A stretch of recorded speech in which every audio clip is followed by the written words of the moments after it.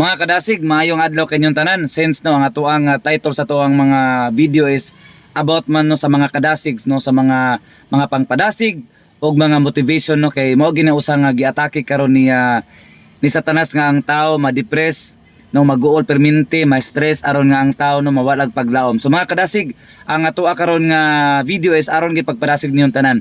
Kung niabot na ba sa imong kinabuhi mga kadasig nga gilaay na ka, gikapoy na ka, no murag wala na kay gana no nga magpadayon pas kinabuhi no. So mga kadasig, kumabot kali ang time nga gikapoy na ka, gilaay na ka, no una-hunaa lang gyud nga do na pay nagmahal sa imo, napakay pamilya no, napakay mga igsuon, napakay papagmama no. So napay mga tao na nga tinuod nga nagmahal sa imo og nahigugma.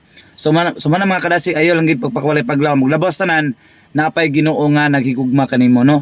Kung naa gali mga tao pod nga magkuan sa imo, magdaog-daog sa imo nga i-down kanila no, kanang namgi ubang mga tao nga hilaon kanila pababa no. So ang ako lang gid nga pagpadasig ninyong tanan no, pag motivate nga ayaw gid mo pagpakawalay paglaom no, ayaw gid paminawa ang mga bati nga istorya sa ubang tao, mga negative nga sa mga negative nga mga ipang istorya sa mga tao no. Kay dili number one, dili man sila mo ay nagpakaon nimo, dili man sila mo ay nagpadako sa imong bukog no, dili man sila ang nagbuhi sa imuha. So paningkamot mga kadasig, positive lang gyud ta permente.